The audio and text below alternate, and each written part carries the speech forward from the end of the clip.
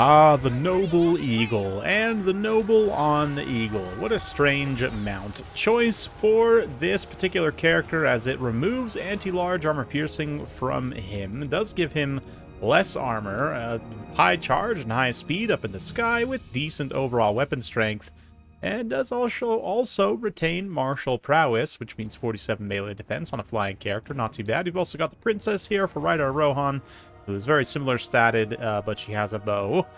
That's nice. As for the rest of the build here, we've got some spearmen as a front line. Looks like archers, light armor, some Lothern Sea Guard, and silver helms, along with a Phoenix Guard and an Ithilmar chariot, a unit that certainly exists. Opposing them is another eagle, this time a Glade Lord on the eagle. Makes a lot of sense for her as a mount, can use her bow to great effect.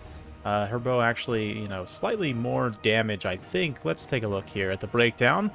216, 84 AP versus, if we can get the princesses here. Yeah, so slightly more missile damage overall. I wonder if part of that is coming from... yes, this Eyes of Kurnos does increase the base missile damage, but not necessarily increasing the AP as well.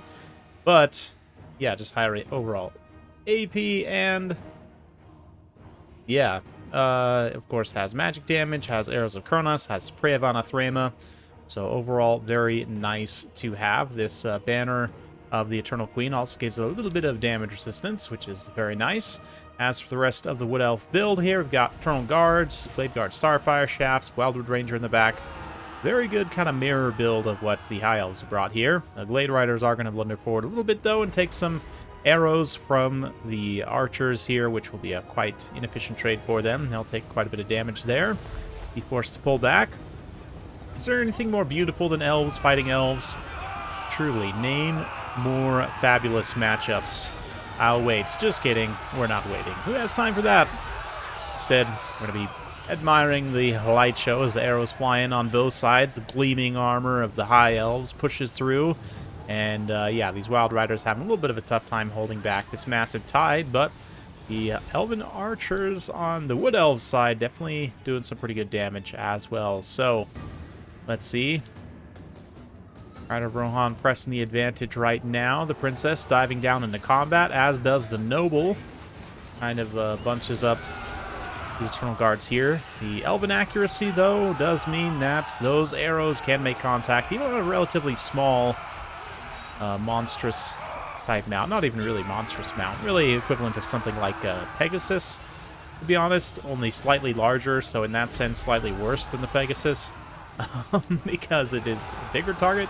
Probably have more HP. We can maybe check that after the fact, but definitely interesting, especially to see like the Noble. It's certainly an unusual mount choice, but it kind of makes sense to a degree to protect the Princess up in the sky. And we do get a nice 1v2 here.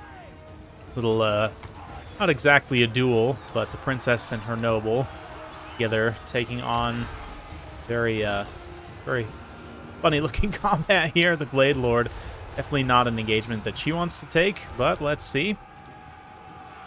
The Ithilmar Chariot does some good penetration, disruption, good damage on these Deepwood Scouts here, but ultimately is going to run out of steam and get killed pretty quickly. Spellsinger of Shadows manages to take them out. That's the caster for the Wood Elves here. Likewise, these Silver Helms got broken, now being pursued by the Glade Riders. Glade Riders kind of get themselves in a little bit of a pickle here, as they are mostly surrounded by anti-large troops, but should have no problem getting away there. Way Watchers also coming from the back here. I don't know exactly what they're being targeted at. I guess the Phoenix Guard right now, but they are taking some damage. One volley.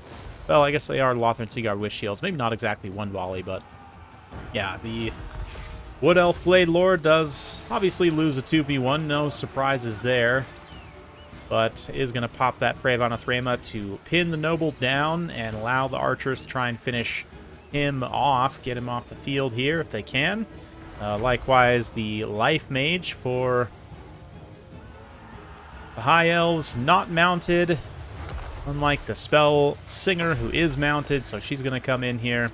Briefly gets 2v1, but I'd imagine this Noble probably gets killed on arrows here soon. Does get that Flesh to Stone, but that's not going to matter too much, as a lot of the Wood Elf arrows do magic damage. Yeah, all these Hagbane tips, Swift Shiver Shards, all the fancy ammunition types for the Wood Elves, they all do magic damage, so that Fleshed Stone is basically wasted.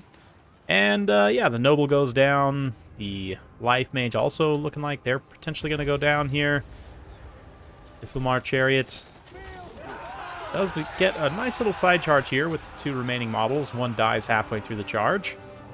And then that's it. I do think that the Princess was able to chase the Glady all the way off the edge of the map, though, which is obviously going to cause some pretty serious leadership issues. Wildwood Rangers over on the far side, kind of getting bogged down on some spears.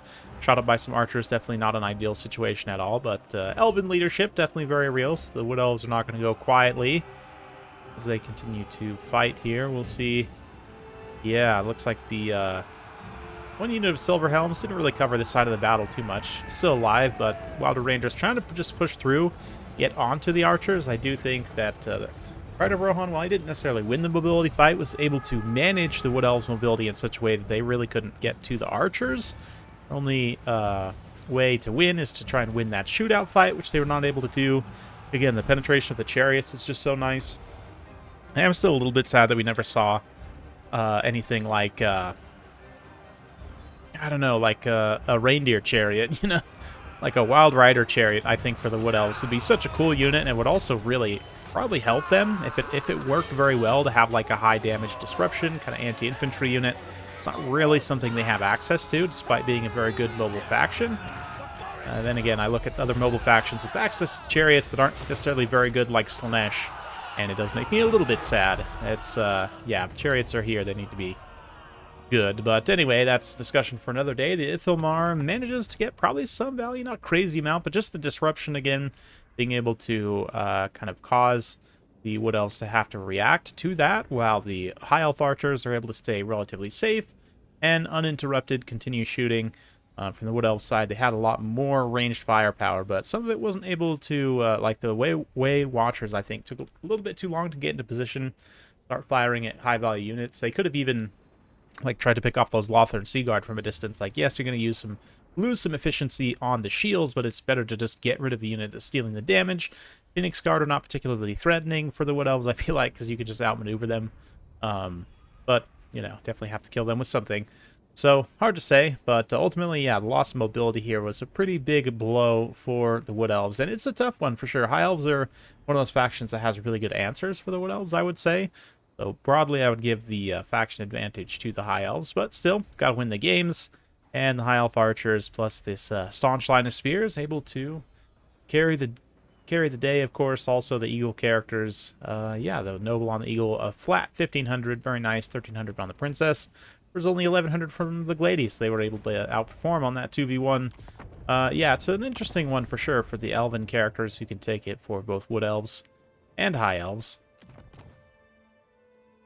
The Eagle mount is one that's it's certainly better for some characters than others, right? Like, again, you think about it's technically the most expensive mount for the Noble, but then you got the Ithilmar Chariot, which is an anti-infantry option. It used to be very good. These days, not quite so much, but then obviously the Steed gives him anti-large, does keep him locked on the ground, but yeah, still only like 4,700 HP, even less HP than the Chariot, which also, again, has 110 armor. So it really just depends on what you're looking for. I don't think that the Eagle is necessarily the best mount for any situation unless you're explicitly like trying to use this guy to help protect Princess. And even at that price point, at 1,100, I almost wonder if you wouldn't be better off. I mean, I guess it is an extra 250 points to like take something like a Flamespire Phoenix instead. Flamespire has more HP and has the rebirth and is also much faster, but obviously actually better leadership too, which is kind of surprising to me. I guess, yeah, significantly worse sustained combat stats, especially once you factor in the martial prowess. So I guess maybe against other elves where they are going to have very high attack defense stats of their own. Maybe that's why you bring the Eagle, but just in general, I mean, you've got the AoE damage here too for the Wake of Fire. I don't know, it just seems like an odd choice for me. But the Princess actually has some really great mount options. One thing, for only like 150 points more, you can upgrade to the Griffin, which has 1,200 more HP, causes terror, 30 more armor, actually has armor-piercing damage and melee. You do lose martial prowess, though, and that's an important distinction. The Grey Eagle, she manages to retain very high melee attack, pretty good melee defense as well. Then that gets even better, right, with the martial prowess. But then upgrading to the Griffin, you do lose that benefit. Again, is it worth it to pick up the Terror and the other things? Probably depends, again, on the matchup a little bit. Obviously, you can go all the way up to a Dragon with the Princess as well, which technically, a lot of people don't realize this, but anything that increases missile damage also applies to breath attacks and like magic missile abilities, right? So if you do have ways of juicing up your missile damage, maybe like Horn of Vol, get a big damage spike on like a Star Dragon Breath, that's something you can do. Anyway, that's it for today. Hopefully you guys enjoyed. If you like this sort of content, be sure to like, subscribe, hit that bell notification button. Every time I upload a new video, you'll be notified. Thanks again. We'll see you next time.